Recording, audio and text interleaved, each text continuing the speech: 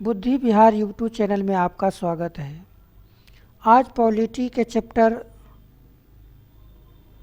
संघ एवं राज्य क्षेत्र से 20 प्रमुख 20 प्रश्नों का डिस्कशन करेंगे और ये एग्ज़ाम की दृष्टि से बहुत ही महत्वपूर्ण होगा। हमारा जो सीरीज चल रहा है इसका मूल पर्पस है 2025 में होने वाला ग्रुप डी का एग्ज़ाम एवं इससे संबंधित किसी भी प्रकार का एग्ज़ाम का तैयारी पूर्ण रूपेण से कराना। तभी पॉलिटी का सीरीज चल रहा है, तो पॉलिटी का क्वेश्चन हम लेकर आ रहे हैं आपके समक्ष।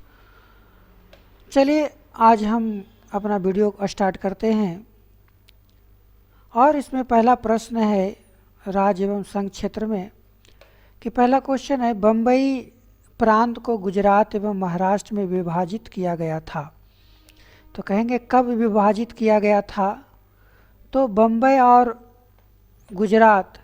गुजरात में गुजराती बोलने वाले और महाराष्ट्र में मराठी बोलने वाले दो अलग अलग भाषा के लोग के बीच में बंटवारा हुई थी और ये बंटवारा हुआ था 1 मार्च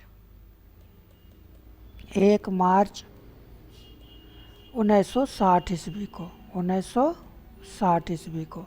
तो क्या कहेंगे कि 1960 ईस्वी को बम्बई गुजरात और महाराष्ट्र को अलग अलग दो राज्यों के रूप में उभरा था। पहले से बम्बई कहा जाता था। बम्बई को अलग कर दो राज्य बनाए गए, एक था गुजरात और दूसरा था महाराष्ट्र। गुजरात और महाराष्ट्र, बात समझ में आ गया होगा। चलिए अगले क्वेश्चन की ओर चलते हैं।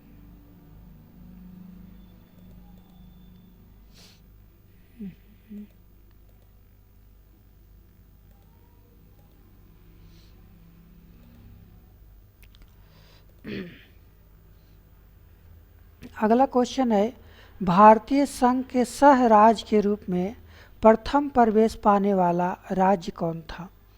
ध्यान देना है कि भारत में सह राज्य के रूप में सबसे पहले जो प्रवेश किया था वो था सिक्किम।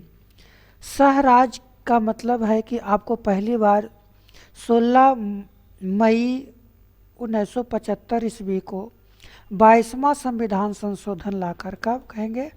16 मई 1975 ईस्वी को सिक्किम को भारत के एक राज्य के रूप में लाया गया था। कहेंगे कि 1974 ईस्वी में 35वां संविधान संशोधन लागू किया गया था। 1974 34वां संविधान संशोधन कब? 1974 में। और इस 1974 के 34वां संविधान संशोधन के तहत सिक्किम को सह राज्य का दर्जा दिया गया था। हालांकि 35वां संविधान संशोधन लाकर 36वां संविधान संशोधन, यहाँ 35वां होगा, 36वां संविधान संशोधन लाकर इसे पूर्ण राज्य का दर्जा दे दिया गया। सिक्किम क्या कहेंगे? 1975 ईस्वी में 36वां संविधान संशोधन के आधार पर पूर्ण राज्य के रूप में गठित हुआ। चलिए अगला क्वेश्चन है,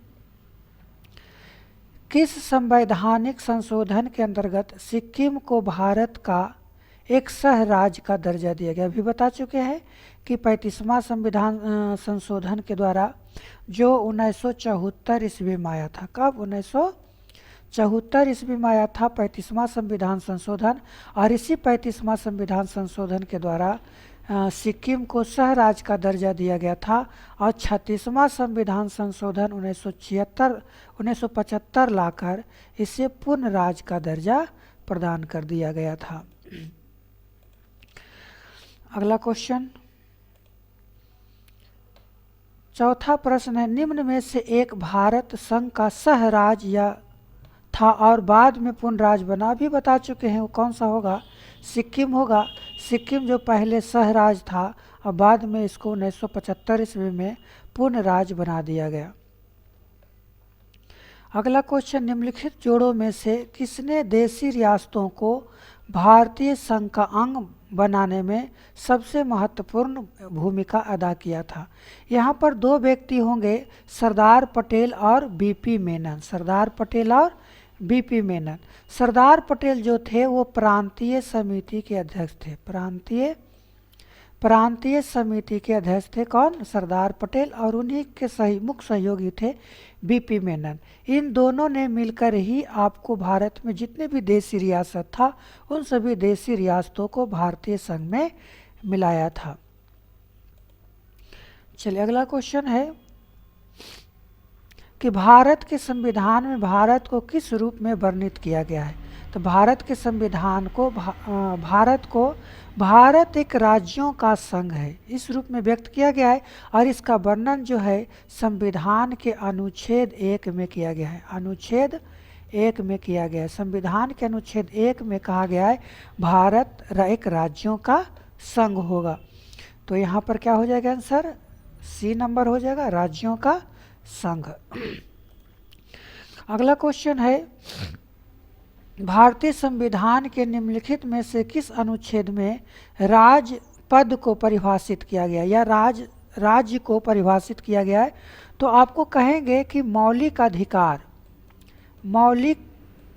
अधिकार की चर्चा जो है संविधान के अनुच्छेद 12 से लेकर के 35 तक किया गया है।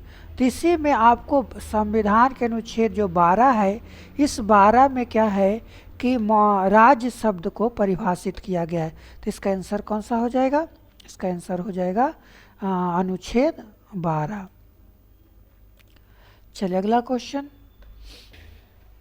चलिए देखते हैं क्या कह रहा है कि भारत में किस राज्य में समान नागरिक संहिता है?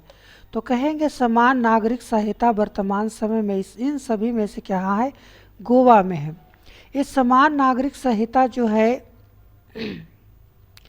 पहली बार जो सर्वप्रथम उत्तराखंड में लागू किया गया था। कहाँ?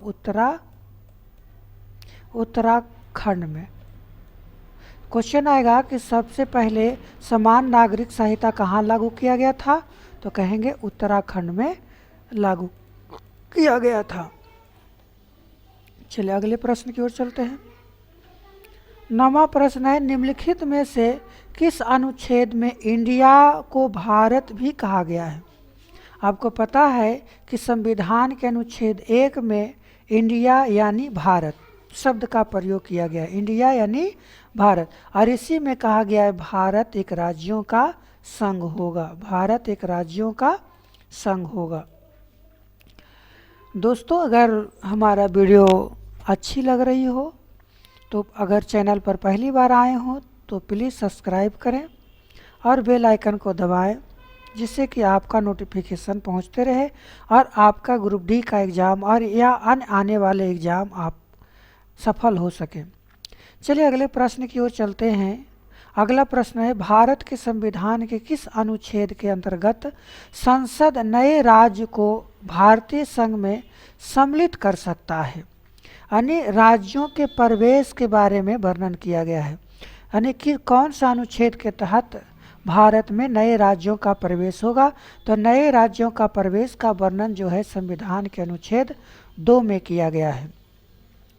और अनुच्छेद 3 क्या कहता है कि अगर नए राज्यों का गठन करना है या पुनर्गठन करना है, उसकी सीमा में परिवर्तन करना है तो हो जाएगा संविधान के अनुच्छेद 3। लेकिन अगर कहेंगे नए राज्यों का प्रवेश की बात करेंगे तो इसका अनुच्छेद हो जाएगा 2। अगला भारतीय संविधान के अनुच्छेद 12 के अनुसार राज्य में शामिल है। यानी कौन राज्य में शामिल है? कह रहा है कि भारत की संसद और सरकार, दूसरा है राज्यों की सरकार और विधानमंडल, भारतीय राज्य क्षेत्र के भीतर भारत सरकार के नियंत्रण के अधीन सभी स्थानीय या अन्य प्राधिकार। विकथनों में से कौन सा सही है? तो कहेंगे कि आपको ये जो तीनों भारत की संसद और सरकार अनुच्छेद 12 में राज्य के रूप में किसे शामिल किया गया है? तो यहाँ पर ये भी सही है। राज्य की सरकार और विधानमंडल भी राज्य में शामिल होता है, ये भी सही है। भारत राज्य क्षेत्र में भीतर या भारत सरकार के नियंत्रण के अधीन, ये भी आपको सही है। तो इसका आंसर कौन हो जाएगा? 1 नंबर। यानी आपको इसका तीनों ऑप्शन क्या है? सही है। चलिए अगले क्वेश्चन में 12वां प्रश्न है, निम्नलिखित में से कौन सा राज्य का सबसे महत्वपूर्ण तत्व है? तो किसी भी राज्य को होने के लिए सब क्या क्या होनी चाहिए? तो एक निश्चित जनसंख्या होनी चाहिए, दूसरा एक भूभाग होना चाहिए, लेकिन इसमें सबसे महत्वपूर्ण चीज़ें क्या है? वो है संप्रभुता। भारत एक संप्रभुता संपन्न देश है, और जो देश संप्रभुता संपन्न देश होता है, संप्रभुता संपन्न देश ही आपको उसे राज्य कह सकते हैं। अगर संप्रभुता नहीं है तो वो राज्य नहीं कहलाएगा। संप्रभुता का मतलब होता है, जैसे भारत एक संप्रभुता संपन्न देश है, भारत क्या है? एक संप्रभुता संपन्न देश है, और इस संप्रभुता संपन्न देश में अगर कानून बनाना है तो आंतरिक मामलों में कोई भी बाहरी हस्तक्षेप नहीं हो सकता है। ब्रिटेन के व्यक्ति चाहे, अगर हम भारत के अंदर कोई कानून बना रहे हैं तो उस कानून में ब्रिटेन के व्यक्ति, अमेरिका के व्यक्ति या किसी भी देश के व्यक्ति इस पर हस्तक्षेप नहीं कर सकता है। तो आपको कहेंगे किसी भी राज्य को होने के लिए क्या चाहिए? संप्रभुता होनी चाहिए। भारत में संप्रभुता जो है आयरलैंड के संविधान से लिया गया है। अगला क्वेश्चन, निम्नलिखित में से कौन सी एक भारतीय संघ राज्य पद्धति की विशेषता नहीं है? कह रहा है भारत में स्वतंत्र न्यायपालिका, ये हमारे देश की विशेषता है कि आपको अमेरिका के संविधान से न्यायपालिका ली गई है, और भारत में न्यायपालिका क्या है? स्वतंत्र है। तो यहाँ कह रहा है कौन सही नहीं है? दूसरा है केंद्र और राज्यों के बीच शक्तियों का स्पष्ट विभाजन है। आपको पता होगा संविधान के अनुसूची 7 में केंद्र और राज्यों के बीच में संबंधों का बात की गई है और शक्तियों का बंटवारा किया गया है। इसमें संघ सूची, राज सूची और समवर्ती सूची की चर्चा किया गया। तीसरा है संबद्ध होने वाली इकाइयों को राज्यसभा में आसमा प्रतिनिधित्व किया गया है। तो यहाँ पर आपको ये भी सही है, सिर्फ आपको 4 नंबर ऑप्शन जो है गलत है, यही दिक्कत होता है। चलिए अगला प्रश्न है, भारत में एक राज्य की सीमा में परिवर्तन किया जा सकता है? यानी भारत की राज्य में एक सीमा में परिवर्तन किया जा सकता है। आपको बता चुके हैं कि भारत में राज्यों की सीमा में परिवर्तन करना हो, नाम में परिवर्तन करना हो, तो उसका वर्णन संविधान के अनुच्छेद 3 में किया गया। संविधान के अनुच्छेद 3 में किया गया, तो इसका आंसर क्या हो जाएगा? संविधान के अनुच्छेद 3 हो जाएगा। और किसी भी प्रकार का परिवर्तन करने के लिए संसद जिम्मेवार है। संसद जो है किसी भी प्रकार का इससे संबंधित अगर विधेयक लाता है तो राष्ट्रपति से अनुमति लेना अनिवार्य होता है। चलिए अगला क्वेश्चन है कि निम्नलिखित में से कौन एक नए राज्यों के निर्माण के लिए संवैधानिक उपबंध नहीं है? पहला है किसी राज्य का क्षेत्र बढ़ाकर, दूसरा है किसी राज्य का क्षेत्र घटाकर किसी राज्य का नाम में परिवर्तन कर। निम्नलिखित में से कौन सा एक नए राज्यों के निर्माण के लिए संवैधानिक उपलब्ध नहीं है? अरे आपको कहेंगे किसी भी राज्य का क्षेत्र में विस्तार करना, तो पुराने राज्य का वही अदल बदल करके क्षेत्र में विस्तार किया जाता है। किसी राज्य का क्षेत्र घटा सकता है, किसी राज्य का नाम में परिवर्तन कर सकता है। इन सभी का वर्णन जो है संविधान के अनुच्छेद 3 में किया गया है। यहाँ पर एक राज्य संघ क्षेत्र शामिल कर सकता है, तो राज्य संघ शामिल करने की बात आएगा तो इसका संविधान के अनुच्छेद 2 में इसका वर्णन है। तो यह आपको यहाँ पर आंसर कौन हो जाएगा? डी नंबर आंसर हो जाएगा। चलिए अगले प्रश्न, अगला प्रश्न है, नए प्रदेश के सृजन एवं उसकी सीमा निर्धारण का अधिकार किसे? तो कहेंगे कि नए संसद प्रवेश या उसकी सीमा में निर्धारण, उसका नाम में परिवर्तन, ये सभी अधिकार किसको दिया गया है? संसद को दिया गया है। और संसद इस प्रकार का नाम में परिवर्तन, उसकी सीमा में परिवर्तन करना है तो एक जो इस प्रकार के अगर कोई विधेयक लाता है तो इस विधेयक को इस प्रकार के विधेयक बिना राष्ट्रपति की अनुमति के पेश नहीं किया जा सकता है। चलिए अगला क्वेश्चन है कि भारत के संविधान का कौन सा अनुच्छेद भारतीय संसद को भारत में एक नए राज्य के गठन के लिए दिया गया है? आपको नए राज्यों का गठन की बात यहाँ पर किसमें किया गया है? तो संविधान के अनुच्छेद नए राज्यों का गठन करना है तो नए राज्यों का गठन जो है आपको संविधान के अनुच्छेद 3 के तहत किया जाता है। संविधान के अनुच्छेद 2 में क्या है कि नए राज्यों का प्रवेश से संबंधित वर्णन है। संविधान के अनुच्छेद 9 क्या बताता है, तो संविधान के अनुच्छेद 9 के तहत जो है कि नागरिकता का त्याग, नागरिकता किस प्रकार से त्याग किया जा सकता है उसका वर्णन जो है संविधान के अनुच्छेद 1 में किया गया है। संविधान के 1 क्या है, तो भारत, इसमें वर्णन किया भारत एक राज्यों का संघ होगा। चलिए अगला क्वेश्चन है, दिसंबर 1948 में किस आयोग की रिपोर्ट में यह कहा गया कि भाषा के आधार पर बजाय प्रशासनिक आधार पर राज्यों का पुनर्गठन होना चाहिए। एक कमेटी बनी थी, एस के धर कमेटी। यस के धर कमेटी जो 1948 इसमें पहली बार भाषा के आधार पर बनी थी और इसने अपना रिपोर्ट दिया तो बोला कि प्रशासन के आधार पर राज्यों का पुनर्गठन होना चाहिए, ना कि भाषा के आधार पर। तो इसका आंसर कौन हो जाएगा, धर आयोग या यस के धर आयोग या इसके धर कमेटी कहेंगे यहाँ पर। अगला क्वेश्चन है, भारतीय संघ के राज्यों का पुनर्गठन किया जा सकता है अथवा उसकी सीमा में परिवर्तन किया जा सकता है, तो किसके द्वारा किया जा सकता है, तो कह रहा पहला ऑप्शन है संसद द्वारा विधान की समान प्रक्रिया द्वारा, तो संसद के दोनों सदनों के 2/3 बहुमत से, संसद के दोनों सदनों के 2/3 बहुमत एवं संविधान राज्य के विधान मंडलों की सहमति से, और लास्ट ऑप्शन है कि संबंधित राज्य सरकारों की सहमति से। तो यहाँ पर कहेंगे कि संसद द्वारा, पहली बात है कि संसद के द्वारा विधान इसको परिवर्तन किया जा सकता है या नए राज्यों का गठन किया जा सकता है, लेकिन इस प्रक्रिया में विधान का समान प्रक्रिया में साधारण बहुमत होनी चाहिए, यानी साधारण बहुमत के द्वारा किसी भी राज्य की सीमा में परिवर्तन किया जा सकता है और इसका वर्णन संविधान के अनुच्छेद 3 में किया गया है। चलिए अगला लास्ट प्रश्न, अंतिम प्रश्न है आपके संविधान से या कहेंगे कि संघ राज्य क्षेत्र से।